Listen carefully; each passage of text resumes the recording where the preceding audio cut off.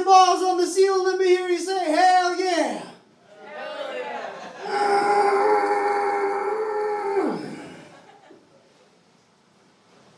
How are we? We freaking good? Freaking so good? Man, guys, I've recently decided I love worms. Anybody else just love worms to freaking death? I love worms so much. Like, I want the body of a worm. Okay, if I could be no arms, no legs, a little slimy, I would. Don't tell me I can't want that for myself. If I could take hormone transition pills to be no arms, no legs, a little slimy, you bet your bottom cock I would. Don't even start with me. None of you are doctors. And I wouldn't be like a fancy worm, like a night crawler or a worm that lives in an apple or an inchworm. No. I would be just a really good, successful, regular, run-of-the-mill earthworm that wiggles around in the dirt. Are we fucking clear? Worms only have like 3 fears. 1, the sun, especially if they're like splish-splashing out in the rain, and then the sun comes out, you're dead. 2, second thing worms have to be afraid of is birds, especially those early guys. Hey, here's a tip, worms. Sleep the fuck in. Use your brain, dude. The third thing worms have to be afeared of is getting chopped in half by kids, because kids are convinced if you chop a worm in half, it creates 2 new worms. No! You just kill one poor little worm. But that really is the spirit of science. Testing on animals until they die. But that raises a very intelligent question, Taylor. I'm glad you asked, Taylor. Is it the makeup that kills the animals or the conditions?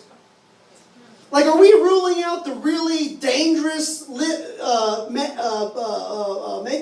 Yeah, the makeup on the animals first that would kill people is like, oh, what happened to that monkey? Oh, the L'Oreal lipstick was too strong and the lips blew off of his face. I really do feel for like Jessica Rabbit from Who Framed Roger Rabbit, because she got cosmetically tested on by Pantene or whatever so much it gave her tits and an ass. She got mutated into a beautiful rabbit.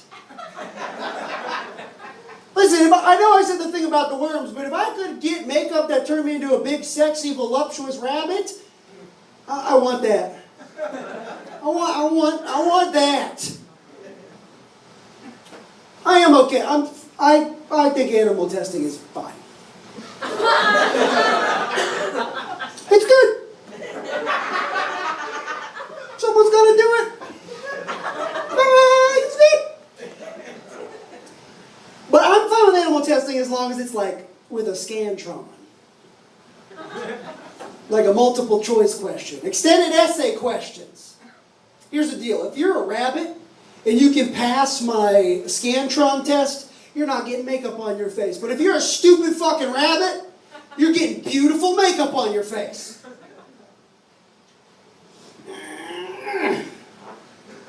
What? Fucking don't fart in my house. Oh, it was the seat. Seats don't sound like that. Seats don't fart. And you just farted out of your ass. Oh, now you want a kiss? Too late. Too late. Fucking sign up. And you were fucking first on the list too, but you're back of the line, bucko. Hey, Bar, a round of kisses on me. Please? What? It's not that much to ask. I really like... Shh, calm down.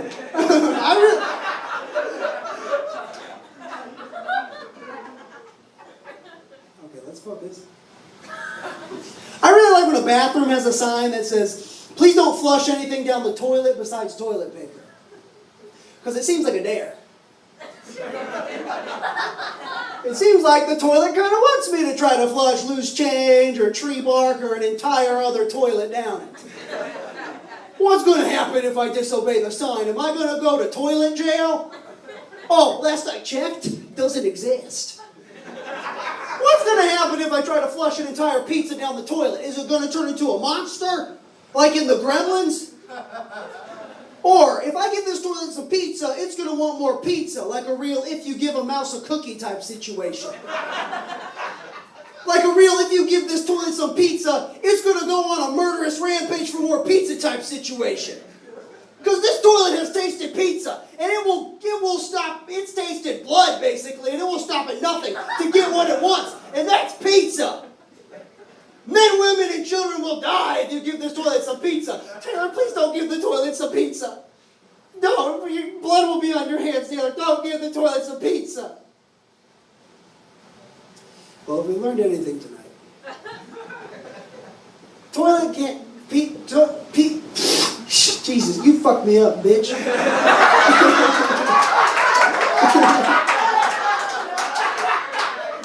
Y'all, give it up for the guy with the big overactive colon. He goes to the doctor on Monday. It's like, doctor, is there something wrong with my ass? What's going on with my ass? And then you trick him because he's down there looking at your ass and you just eat him with your ass. And now you have a doctor inside of you. Your fault. Where am I? Ooh. You know? You guys familiar with the crime indecent exposure?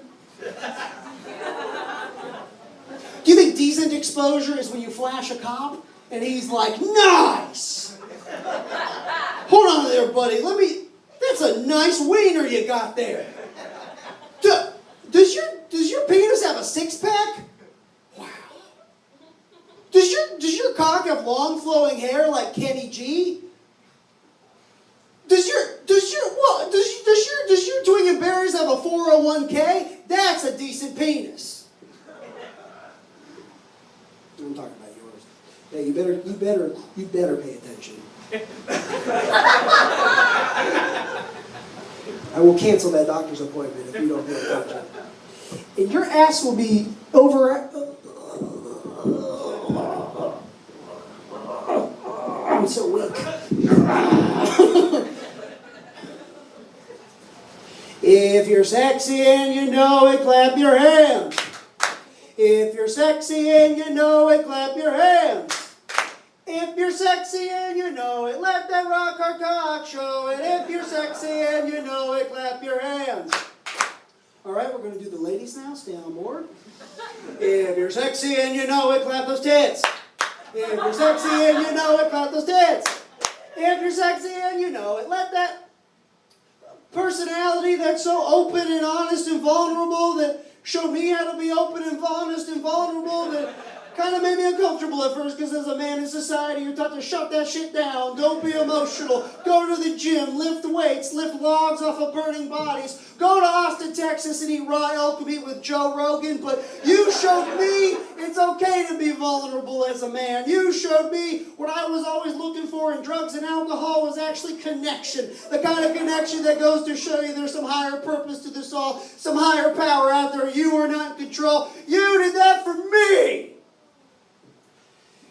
You helped reconnect me with my father. After 10 years of not talking to him because he always wanted me to be a lawyer and I just want to be a chef, Dad. I just want to be a pastry chef and put tiny little flowers on tops of cakes, Dad. And once I was honest with him, he was like, Taylor, that was so beautiful. Thank you for being honest with me. I'm going to let you in on a little secret. I always wanted to be on the Jamaican bobsled team like that movie Cool Runnings. And I'm like, it doesn't really work that way, Dad. You're not Jamaican or John Candy. And he's like, oh yeah, you're right, son.